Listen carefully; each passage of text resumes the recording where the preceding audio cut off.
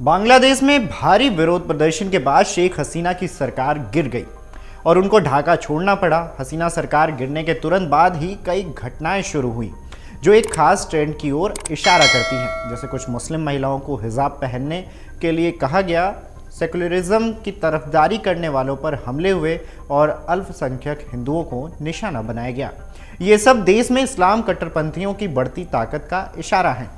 इसी बीच सरकार गिराने के पीछे को लेकर बड़ा दावा या यूं कह ले कि अमेरिका की सोची समझी साजिश या चाल का जिक्र हो रहा है। ऐसे में बड़ा सवाल यह है कि क्या अमेरिका ने शेख हसीना की सरकार गिराई थी? इस दावे में कितनी सच्चाई है, चलिए विस्तार से बताते हैं।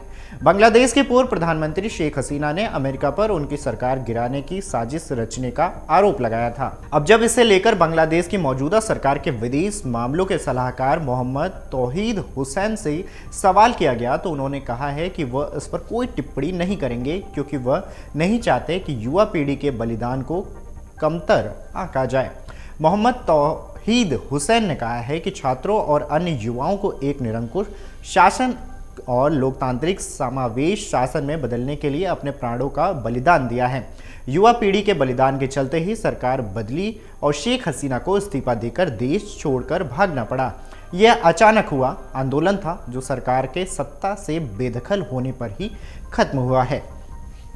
बांग्लादेश में अल्पसंख्यकों और हिंदुओं पर हमले की घटनाओं पर मोहम्मद तौहीद हुसैन ने कहा है कि शेख हसीना के जाने के तुरंत बाद प्रशासन में एक खालीपन आ गया था और पुलिसिंग की भी समस्या थी, क्योंकि पुलिस को युवा पीढ़ी के खिलाफ रखा गया था। इसलिए जब शेख हसीना चली गई तो उस समय तनाव और भावनाओं का ज्वार बहुत अधिक था, जिसके चलते कुछ घटनाएं हुई, लेकिन इसे हिंदू विरोधी आंदोलन करना पूरी तरह से गलत है।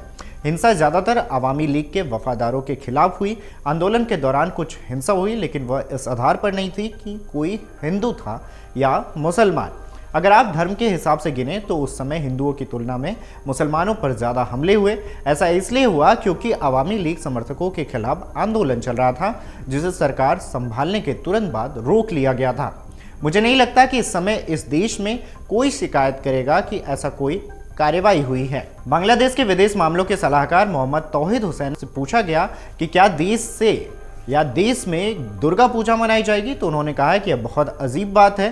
हो सकता है कि कुछ लोग दुर्गा पूजा को पसंद ना करें, लेकिन इस देश में सदियों से दुर्गा पूजा होती आ रही है और ऐसा कोई मौका नहीं आया जब दुर्गा पूजा न हुई हो। निश्चित रूप से जो श्रद्धालु दुर्गा पूजा करना चाहते हैं वो कर सकते हैं, इस बात में कोई संदेह नहीं होना चाहिए।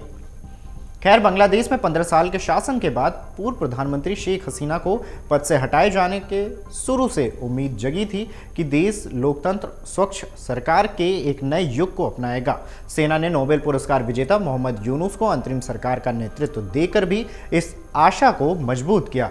यूनुस ने गरीबों के लिए काफ़ी काम किया है, लेकिन मीडिया रिपोर्ट्स की माने तो बांग्लादेश में हसीना सरकार के बाद बेहतर लोकतंत्र की बजाय उग्रवाद की आमद हुई है। पीएम रहते हुए हसीना पर तानाशाही रवैया रखने के आरोप लगे, लेकिन उनको कट्टरपंथियों पर लगाम कसने और बांग्लादेश जमाते इस्लामी जैसे समूहों को काबू में रखने के लिए प्रशंसा भी मिलती रही है।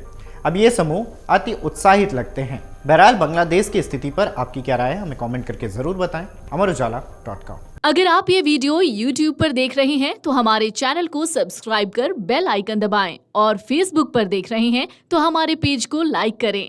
8 मिलियन प्लस सब्सक्राइबर, आपके इस भरोसे के लिए बहुत धन्यवाद।